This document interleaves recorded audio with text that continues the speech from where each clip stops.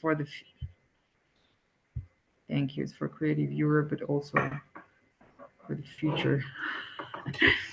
And I will also make Rannar a host in case I'll disappear from here. Rannar, the stage is yours, and I'll find you somewhere here on the list and make you a host. Perfect. Yes. Hey everyone, and I'm happy to be here again. And so last year, we're doing this a little differently. So last year we had one workshop where we very quickly, in 5, 10, 15 minutes, went over the very basics of a pitch. Basically, from going from zero to then pitching yourself. But this time, since I can't share my I'm co-host. Beautiful. I can share stuff now. Love it. Since last year, like you live, you learn, you develop. Um, I decided to do it a little like we're doing it a little differently this year. As Olga mentioned, we're doing this in two parts. So today is theoretical, but I'll try and keep it short. I'll try and keep it light and easy to follow as possible. But the idea is to kind of break it into two parts. So the first part, everyone is here already. Everyone's joined and ready to understand what the hell a pitch even is. Well, I'm hoping you know that, whether through music or through some other means. You probably run into pitches here and there before. Let me see if I can get rid of. I cannot. Okay. But the idea is today to talk about how to create an effective and memorable pitch. And what I mean by this is that today we'll go over the essence, the contents, but not over, we won't be talking about the deck itself because, you know, people imagine, like people tend to kind of draw a sort of equal sign or like they tend to equate decks to pitches. But the reality is you won't always have a visual aid to help you with, you won't have Google Slides here, or, you won't have something to help you out all the time. So we are going to now focus on the important part, the visual, not the visual part, but as I said, the contents. Because next week, and I talked to Marili as well, who is very excited to be in Athens next week, and I sadly cannot join, but I'll just know that everyone's having a great time without me, and I'm okay with that. I will be fine with that, honestly. But with today's pitch, basically, you'll learn, hopefully, in a matter of 30 or so minutes, as I said, trying to keep it short. You'll learn about the contents, but next week in Athens, wow, it's already next week. The idea there will be that all of you will be broken into smaller groups with mentors as well as the people in this call. So you'll be working in 5 or 6 person groups, and you'll be building your pitches alongside each other. So you'll be working with each other and pitching to each other as well. So there's no need to worry about stuttering or misspeaking or missing your chance at securing your first million, basically. Now, I myself, why am I here? Why am I talking to you guys? Why am I, as Olga put it very succinctly, why am I the pitch master? Well, I'm not. I've just had the opportunity and the honor to just see a lot of pitches. I've had the opportunity to train a lot of people to pitch and to kind of go see bad pitches and good pitches from here and there. So if anyone has questions, I know that I can talk a lot without stopping, and so ask questions, and I'll try and keep an eye on the chat here as well as we kind of go forward.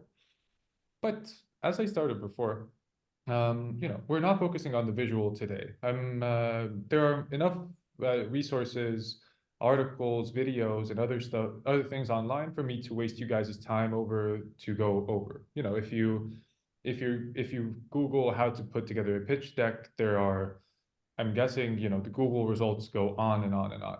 There are a lot of different ways of doing it, but they all boil down to the same thing. Don't get too crazy. focus, and as Olga said, uh, and as Marta today has said as well, uh, focusing on what matters, focusing on clarity.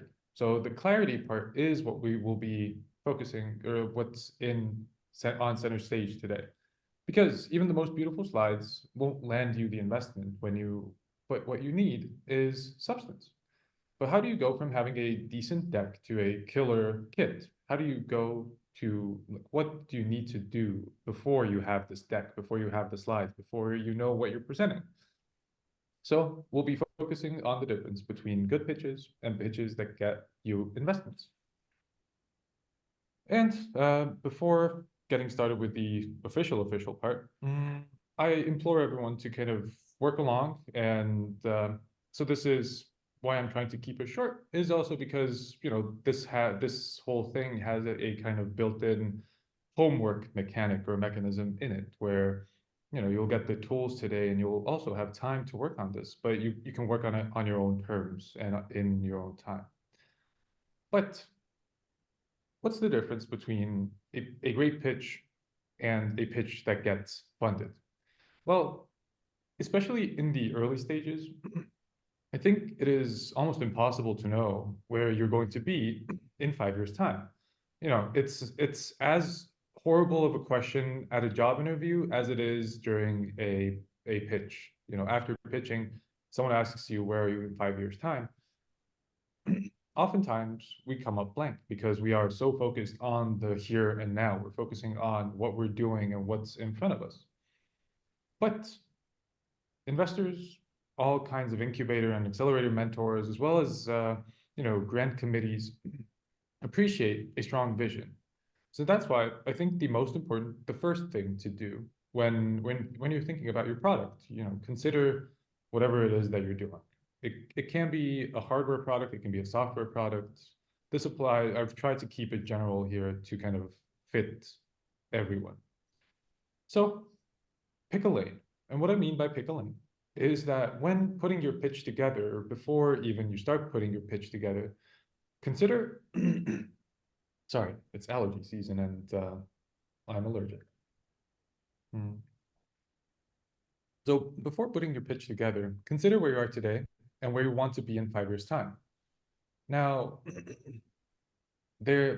I'm guessing many of you get multiple ideas immediately. There's all these different branching timelines, and there's so many different ways that you want to go because, well, in 5 years' time, you could be working with Sony, or you could be completely private, doing your own thing. You could be sold out, or you could be acquired. God knows. But pick a lane means that when putting your pitch together, say, oh, yes, you can always use ChatGPT. Yes, sorry, a little late to the chat. But putting your pitch together and picking a lane makes life a lot easier for you as well as everyone who hears the pitch. Because when you choose a target, when you choose what your timeline or what your target is going to be, that makes life easier for you as well. Now, of course, life changes, and during this 5 year time, no one knows what's actually going to happen 5 years from today, especially in the startup sector, right? But what you can guarantee is that if you choose a direction, if you choose a lane, you can stick to it. There's something that you can always come back to. There's always something that you can focus on, and that is your target. That's your 5 years down the line, where you want to be. But how do you figure out where that is, or even how to kind of put that together? Well, there's a very simple way. I call it the CSI approach because it's based on the principle on zooming in and enhancing. So we're starting with something which is your idea, which is very big. It's hard to sometimes kind of put into words, or if you want to put it into words, there's a lot of words. There's far too many, and you can keep talking about it until the day ends. But the CSI approach, or there's multiple names to this, but this one's just stupid enough that I like it. where it basically uses a 4-part question that brings your startup's identity into focus. I broke down the question into 4 separate questions because otherwise it could be a little overwhelming. But basically, and this is part of the homework part, or part of the playing along part, is that I'd like you to answer these 4 questions. First is, what is your company? Now, this could be, this means, is it a software company? Is it a hardware company? Is it a platform or is it a marketplace? What is it that your company does? This is very broad. You can answer it however you like. Basically, what is your company on the most general level? Very easy, sometimes. For others, for some it's easy, for others, even this one gets you scratching your head. Then part number 2, what does it do? So this is where you identify the problem. What does it do and how, and what is the problem that you're solving? So you're a hardware platform that provides that provides hearing aids for drummers with tinnitus, for example. That's a problem. But I already got ahead of it, because the third question that always comes in is, who is your audience? So who are you doing this for? Already, if you have these 3 in place already, you're actually far ahead of most competition, because the audience, and figuring out what your audience is, it doesn't even have to have a concrete answer at this point. You can answer these questions as long and, or an essay form, basically. You can choose however you answer it. But once you have what you do, what is it, and how, and who you target, the 4th question is how. And the how is oftentimes what makes you special. So asking how and looking into your product as well makes you kind of have traction. But this grounds the whole idea. So once you have these 4 questions, and once you've taken your time to answer these 4 questions, well, you're done, right? You have a bio, which is, probably rather long, or, for some people it's longer, for others it's shorter, but you've put together your startup's idea. This is what you're selling to the investors. But how the CSI approach works now is that you got more specific now with the idea of what you're doing, right? Like, you've defined yourself, but it's still rather broad. So as the next step, there's when to answer these questions, answer them again, but answer them with 300 characters. So this is roughly 2 old school tweets, or 1 short paragraph. Limiting yourself to 300 characters makes you get rid of the fluff, makes you kind of cut the fat wherever you can find, because we like to use a lot of filler words, and we like to kind of elongate. And if you're like me and you like the sound of your own voice, you fill out the time when you're speaking with useless phrases that kind of extend whatever it is that you're talking about. But once you get down to 300 characters, you could say that this fits nicely on the back of a book, or in the intro part of some, or you can send this to conferences. Now, the next step is to try and fit the same 4 questions, try and fit your answer into 1 sentence. I feel like with 1 sentence, we always get bogged down, because this is where you no longer have room to kind of meander, and you no longer have room to talk about things that are not actually about what you do, or for who are you doing this for, or how. So within 1 sentence, you're getting dangerously close to pushing the limit in a way. Then the final two steps, or actually there's three steps if I'm actually straight with you, because the final three now get even more specific. You go from that one sentence, you go to 7 words, then three, and then finally you get to 1 word. Now, the final three, the seven, the three, and the 1 word kind of pitches or these answers to what is it that you do, these are not very presentable. These are just for you. This is something that you're doing completely for yourself. But once you have those final 7, 3, and 1 word answers to what is it that your company does, for who does it do it for, and how, then that one final word and those final short answers are kind of your anchor or your guiding light or your northern star or north star if you'd like. Because these are this is the soul, this is the kind of the body, or this is your startup. Whatever it is, that's your one value.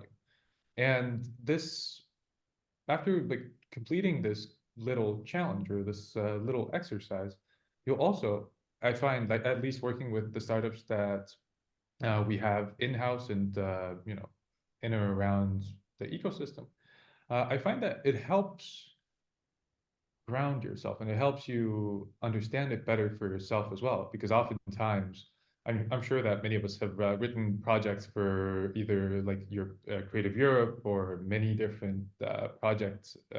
And sometimes you just have to kind of be as wide and be as kind of broad as possible because you can't be too defined. But here you're doing the exact opposite. You're trying to be as ruthless and as clear with yourself as possible. But what what's the point of this? What's because we're now getting to the pitch part, or we're getting to the kind of what you should be talking about when pitching, right? Because on next week as well, you'll have 60 seconds, each of you, to pitch. So, and within that, like 60 seconds goes by very quickly.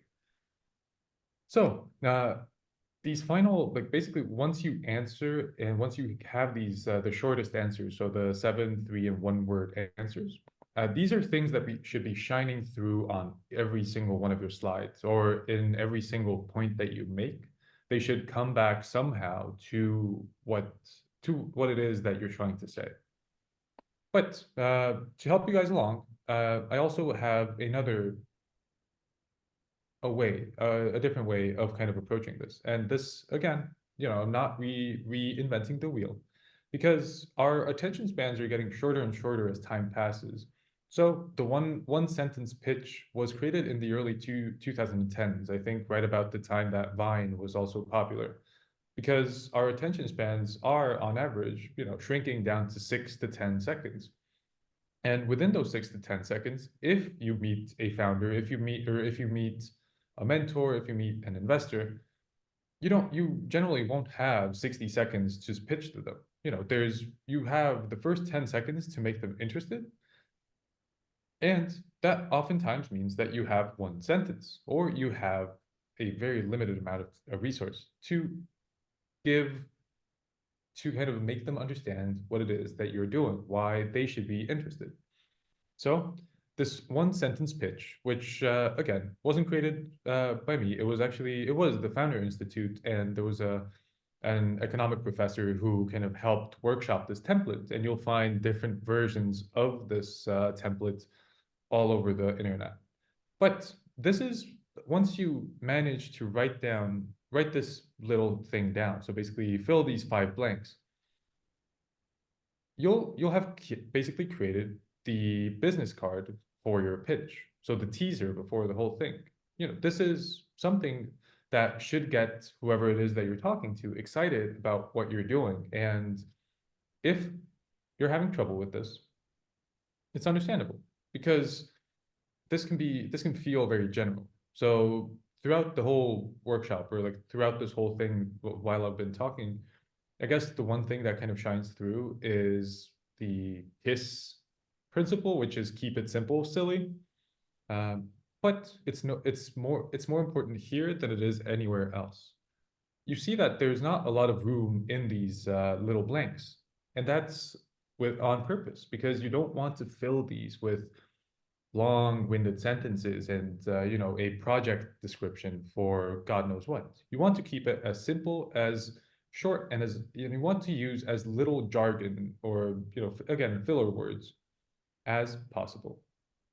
And when filling this out, one of the big things that I see early stage startups and even idea stage startups or just projects, what I see them where I see them kind of stumbling is that they keep underselling themselves because they talk about where they are today. So, hi, my company, the Founder Institute, or my company, Lift 99, is an office that is here to offer co-working spaces for people with a decent view of people drinking a beer right now outside of my window. That is not a very good pitch. No one's going to run to me and try and come here. But you should look. So what I mean by underselling here is that you should look at the again like late stage kind of late stage point that you kind of made it to. Don't fill this in about where you are today. Imagine the problem that you're solving and the secret sauce that you have and the audience as if you had a couple rounds of funding, if you're already stable. And that's what makes the one sentence pitch kind of less like a Swiss Army knife. And rather, I like to think of it kind of like an egg, where, some days you're making an omelet for breakfast, other days you're making pancakes, or other nights you're coming in at 3 in the morning and you're frying 3-day-old rice and you're cracking an egg on top of it. What I mean is that it's best used as a starting ingredient. So this one sentence pitch it's not something that you write and then you're done with it. It's about building a foundation. And this works wonderfully. So you can use the one sentence pitch once you're done with it, or once you've managed to crack it, and once you've managed to answer it to where you like it, answer it in a way that you actually are happy with it. You can use it and adapt it according to your audience. You won't use the same pitch for investors as you'll use for competitions. You can use it, but once you pitch the same thing that you're pitching to investors to your clients, they're interested in completely different things. So use it accordingly. Well, now you have a one sentence pitch. You have an idea of what you're doing. Oh, questions, yes. What if the audience isn't defined? Because it can be for general audience, for example, medical purposes. Um, Interesting question. Here, I think then you need to look. That's a very good question. So defining your audience, there still needs to be a niche. So if your device or your solution is aimed at the general, if it's aimed at the masses, who is getting it to the masses? So is your target audience perhaps not the end user, but the middle person you're selling it to?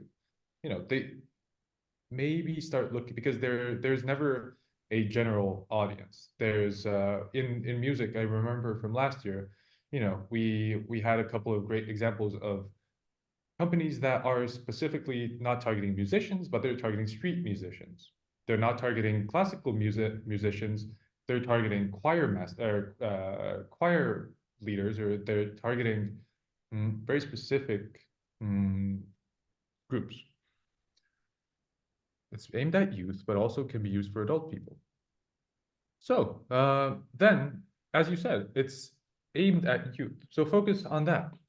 What youth? What kind of youth? Are these young people who are interested in music? Are they interested, like, what is it that makes, why are they the specific target audience? And here you can really start to kind of weed out what you would be interested in. So if you say that it's youth, I'm guessing it's not every 10 to 16-year-old or 12 to 18-year-old.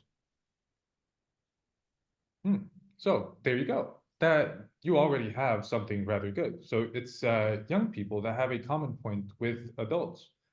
Yeah, 15 to 30. Yeah, exactly. So 15 to 30, that is a wild range. These are people who are at completely different points in their lives. But what what about what part of this 15 to 30 youth group or like age group, what part of it are they actually what part of this group are actually interested or should be interested in your product? Hmm. So, and once you start 20 plus, okay. So, you're again, every question or like every moment, every reply, right? You're getting more and more specific. And it's important to, again, like for the one, again, having the one sentence pitch in front of you, keep going. Just, as you like we started, you said that you didn't have a very defined audience. Then we found out that you do have a defined audience of youth with you can just keep going, keep going, and keep going because there's always something more specific. Saying that it's for the general audience, well, you're lying to yourself as well. You know that it has a specific target audience most of the time, at least. But now you have the basis, you have something to work with. But how are you selling it? Making it make even more sense. Mm, so I ripped this off, or I use this analogy of the jockey, the horse, and the track to kind of go over what it is that you're pitching and who is interested in what. So this idea of the jockey, horse, and the track comes from Alexander Lundquist, who says that whenever an investor looks at a startup team, they look at it from three different angles. There's the jockey, which is the team. So these are the kinds of investors who ask questions mostly about, okay, so who are the founders? What's the team like? Do you have any experience? Have they had any previous startup experience? And of course, finally, do I like them? These are very human focused or very kind of pragmatic people. Then we have the horse. The horse, of course, is the product. These are the types of investors who will ask you, does the solution sound cool?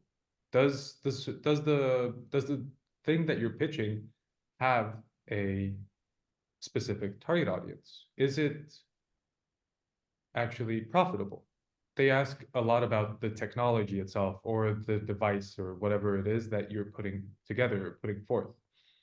So their main question, of course, at the end of the day will be, will it make $1 billion? And then finally, I shortly touched on this for a second, but the track is the market. So with the market is something that you need to understand yourself because if the investors start asking you for, is there room for growth? For example, mm, sorry, for example, Natasha, you as well, if you're looking at your target audience, do they already have something in the market? Is there something? So they're asking about all kinds of larger competitors. They're asking for issues within the market. Why is this market ready for the device? Exactly. Is there similar stuff in the industry? And that's where, you keep going back and forth between these three questions or these three kind of principles, or asking yourself about the horse, the jockey, and the track. So looking at the team, looking at the product, and then looking at the market. Because inevitably these will lead back to that same one sentence pitch of, okay, so the team is the jockey, and I'm trying to understand, are me and my co-founder strong enough? Well, there's an incredibly rare chance. It's basically almost unheard of that anyone has all three strongly locked down. So you'll always have something that's a little wonkier than everything else. But basically, looking at these three, you can start and again by not underselling yourself and making sure that when you look at both the product, the market, and the team, look at what you can influence, what you can do to better it, and what you can't, and focus on why is it and why are you the best version of the product that you can be at this moment.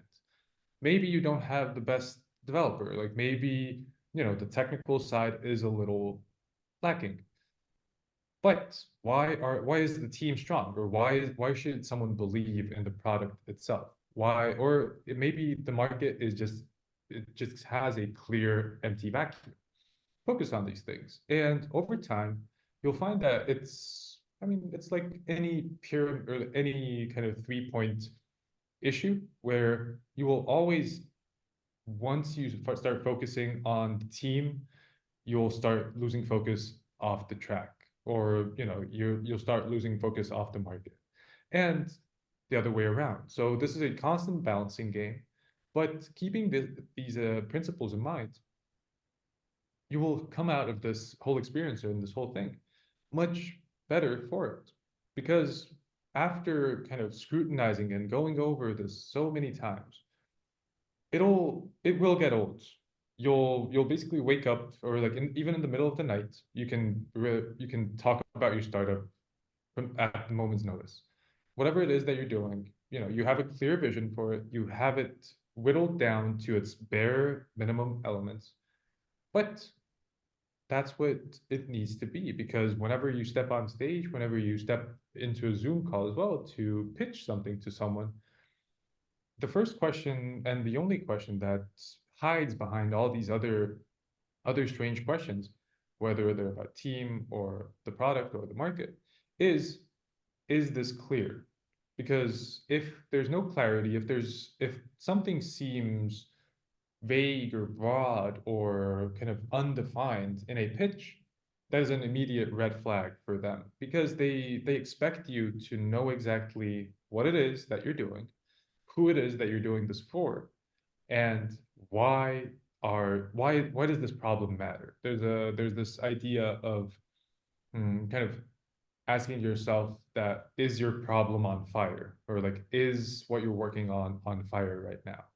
And if the answer is yes, great, you have something that has immense potential, because in time, when something is on fire, the most popular thing to buy is buckets, right? So working on these three parts, and working on the one slide or one sentence pitch or one slide pitch as well. These are all things that should have, like, this is something, and as I mentioned as well, before as well, to like prepare for next week. So basically, today, I hope that this has been useful to some extent. I hope that you took something away from this, because once you've made sense for yourself, once you get it, once you don't understand how someone could not get it. For example, I am not from the startup industry not originally. I've been here for some years. I came from the educational sector. So stepping into tech and hearing words like abbreviations like ROI or year over, like, all these different terms, you get immediately overwhelmed. But there is a very simple way to stay clear, stay on target, and stay and kind of be as understanding and as clear as possible. And that is through practice. Once you start putting this into practice, and I don't mean practicing your pitch. So before heading over to Athens for next week, I ask everyone once again to, use what I've kind of gone over here today. And Marta can perhaps share the recording at one point as well. And of course, if anyone has questions, I'm always here. I'm always ready to answer your questions. But I implore you to go over the questions that we had before. So these four, basically just pouring over your one sentence pitch. Because if you show up to Athens, or in general, if you just define what it is that you do as clearly, as short, and as understandably, and as generally as well, because as I said, you don't want to use jargon. So jargon and just technical speak gets in the way of clarity. Of course, not everything can be explained clearly, but if you're talking to someone and you're trying to convince them that, hey, they should believe in you, they can't believe you if they don't actually understand you. So what it comes down to is practice, practice, and some more practice. So if anyone has any questions, of course, we do have time. I ran through this a little quicker than, or yeah, a little quicker than I had planned. But as it's also late for everyone, late in the day, so I didn't want to hold you guys for too long.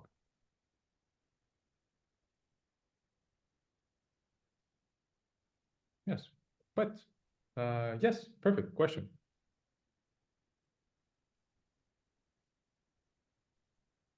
Konstantinos, yes. Okay, yes. Hi, Rannar. Hey. Thanks for all this. Really fruitful. I have a question. The point when you mentioned the jockey, the horse, and the team, the track. Sorry. Should this be part of the pitch or something that we should have in mind and be prepared for, the discussion onwards? So yes, so these are the three things that you should have. These are the three things you should hit on when pitching. And again, like keep it as clear and as short as possible, right? Like don't, because I see starting or founding teams go into so much detail about their market that they lose the focus, they lose the interest of whoever it is that they're talking to. The same can happen when kind of sinking into your product. This is a 60-second pitch. Don't worry about someone not understanding the in-depth technical aspects of your product. That comes later. You need to get your foot in the door. All that other more technical stuff comes later. Bo, yes.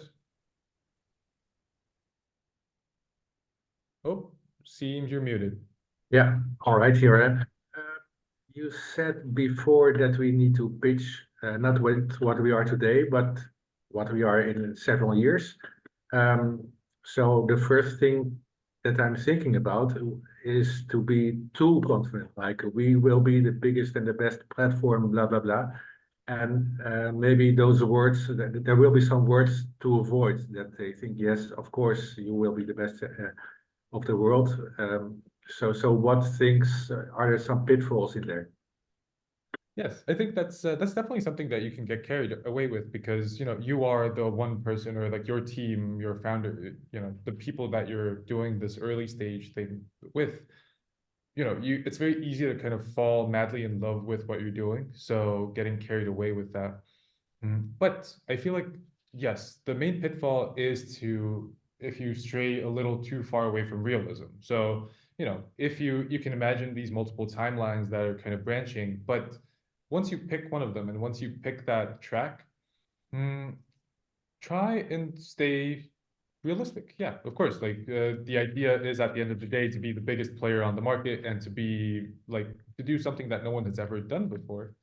But you can't copyright a chord, and that's because, well, someone has done that before, right? And someone will do that later as well.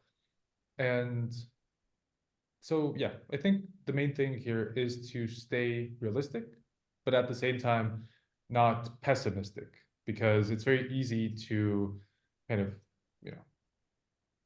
think little or think too small. But you should let your kind of imagination run a little bit. Okay, perfect. Thank you. Yeah. So I saw that Natasha asked the question as well, and I see that the chat has multiple questions. Yes. So basically, if you have your product niche down and you know who you're targeting to, but it's something that isn't quite known. So basically, you're asking about if you know your target, but it's a product or it's a problem. Natasha, do you mean that it's a problem that is not known. Because if the problem is vague, then there's room in there to again look at what you're doing and perhaps go a little more define your problem a little more. Maybe, you're not solving world hunger, you're solving food waste. If the product isn't that scientifically proven, or how to say this. Very good question. And if there is no proof, and this is again, like we come back to the horse, the jockey, and the track. So if your horse hasn't really proven itself on the track, if it's not completely founded, then show that the market is missing something, whatever it is, whatever the problem is that you're trying to solve, that's not being solved in the way that you're solving it. And the team that you have are perfect or the team, like show team competency. If the product isn't scientifically proven, well, that's your job now. You're the first ones to do it. That's a great thing to kind of focus on. You're proving what everyone else has kind of failed to do. So yes. I hope that answered your question. The burden, of course it's huge, but also don't be too worried about the burden, because it's easy, again, to feel like you're the only one solving this problem. But oftentimes you'll have co-collaborators and you'll have people who think similarly to you. You just need to be the first one you need to be the first canary down the mine, so to say. You need to announce a problem first, and then everyone else will go, oh yeah, that is an issue. And I saw that Emil also had a question. So yes, you're pitching in front of the people in your group. At least that is what was explained to me. That you'll be working with your own groups, and so it'll be peer reviewed, basically, where all of you have time to put together your pitches, to work with each other, and to also provide some constructive criticism to each other as well, because we rarely hit it out the park on our first attempt. And yes, and I think this is a question here to our organizers, that if they could please share the recording to all the participants afterwards.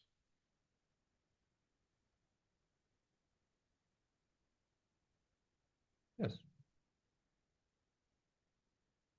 But thank you. No, thank you guys for sticking it out this long. And I hope today has helped. And if anyone needs any help at all, or if you have any questions after this, after tonight, but you don't have either the courage or you just didn't want to ask them here, let me know. And you have my email address from the letter that Olga sent earlier in the morning, or earlier in the day. Reach out, let me know, because sadly, yes, I will miss all of you guys at Athens Music Week, but I will be here for any help, any mentoring, anything that I can do, I would love to do.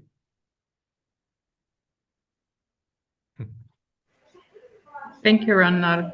So yeah, I'll repeat after Rannar. If you need any help, please reach him. If you can't find the email, you can reach me, and I'll give you.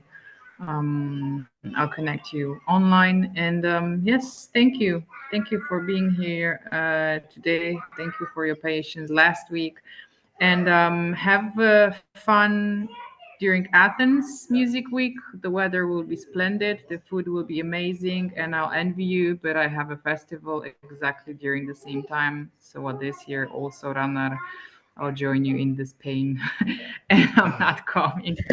But have fun, Olga. Yeah, Olga and Marili, Mandy and Andrew will be there, and they will guide you through. Well, have fun. Bye. Thank All you. right. Have a good Thank night, you very much. everyone. Bye Thank bye. you, Rannar. Thank you guys. Bye.